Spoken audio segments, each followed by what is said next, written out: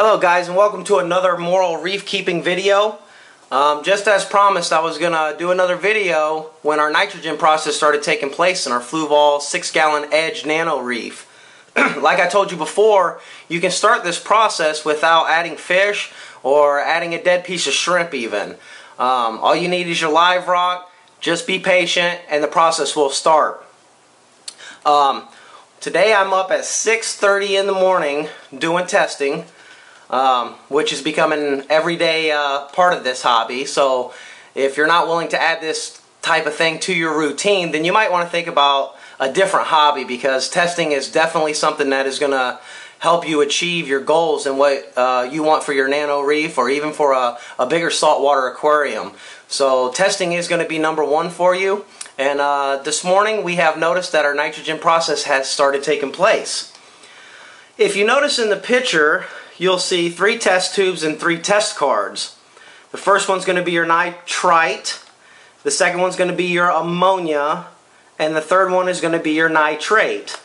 Now when I first did these levels, the colors were just a little bit different, but because it's taken me some time to get everything together to show you guys this, the colors have darkened a little bit longer, but I'm going to give you a little bit info on where they were.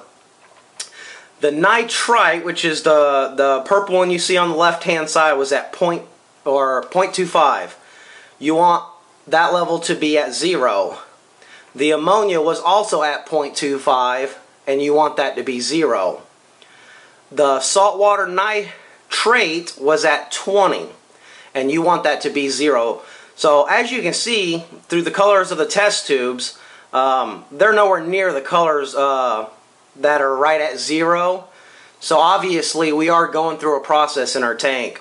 And don't be alarmed when you notice this, because this is exactly what you want. This is what you are looking for to take place in your system long before you put any livestock or any corals into this system.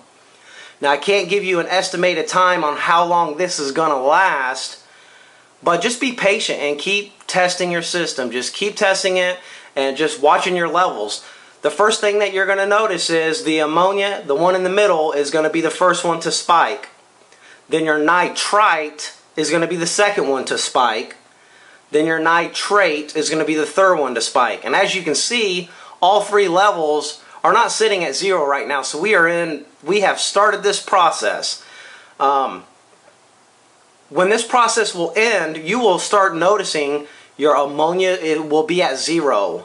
Then your nitrite will go down to 0, and then your nitrate will go down to 0. And when all 3 of those levels are at 0, that's when you want to add your cleanup crew. Only at that time do you want to add your cleanup crew. And basically they'll take care of the diatoms and the algae that have built up into your tank. You'll get to see if you've put too many in and they don't have enough food, or if it's building up too fast and you don't have enough cleanup crew. And that's why I suggest being very patient and figuring that out, because you want the right amount in your tank. You don't want a whole bunch of crabs and snails running all over your tank if you only need 5 of them and you got 10 in there. I mean, the snails and the little hermit crabs really aren't that great to look at least that's my personal opinion.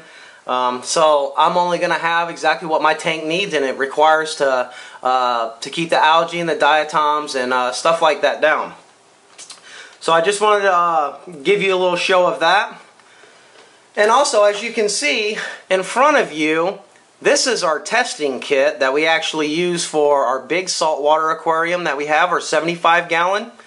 I actually took a gun case from Gander Mountain and made us a really nice case where we have all our testing stuff all in one case, all our testing cards, our salinity checker, all our beakers and stuff.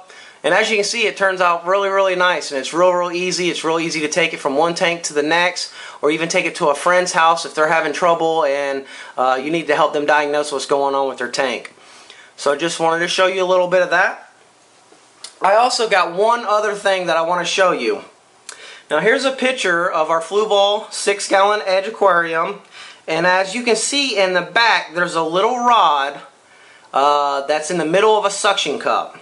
This is called a ground control rod.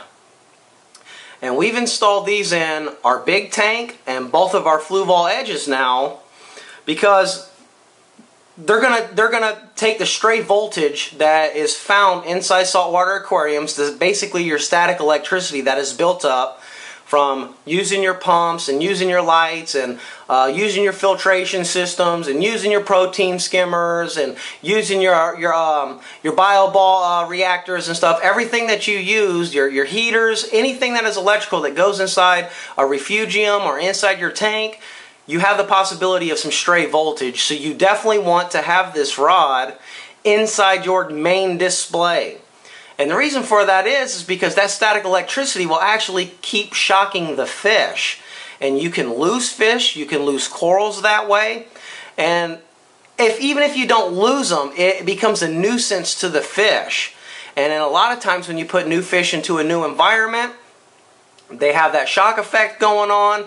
They're already not calmed down from the move from the pet store to your new tank, and they're really stressed out. That's how you get ick. That's another good way that you can get ick, is because they start losing that slime coat, and then any of that bad parasites and stuff like that that are anywhere on them or anywhere in the live rock or anything that you have bought, that is how they start getting affected. So pick this up right here. As you can see in the picture of it, it's only $15.99. It's not that big of a deal. And it's very, very simple. It just hangs right in the back. It stays right out of the way, and you'll be glad that you have it. Another thing to this is, let's say your heater cracks in your water, and you've got your hands in there cleaning it out or something like that. The water will go inside that heater, and since it's plugged in the water, the second it kicked on, it could shock you. So having that ground in there helps you from being shocked as well. So don't want to say it could be a lifesaver, but in all reality, it quite could be. People are susceptible different to electricity, and some people it just doesn't take a whole lot before it starts really affecting them. But anyways, I just wanted to show you guys that our nitrogen process has taken place. We've also added the ground control to the back. And this is our case setup for all of our chemicals to be able to do saltwater and have a reef aquarium system. I've got my lights in yesterday, and I was told that my filtration should be in here Friday. So I'm in the middle of doing the lighting upgrade for you guys, so just bear with me. Let me get the video done and I will do that. And then I will get you the filtration as well. So, hope you guys enjoyed this. Please rate and comment, and we'll see you next time.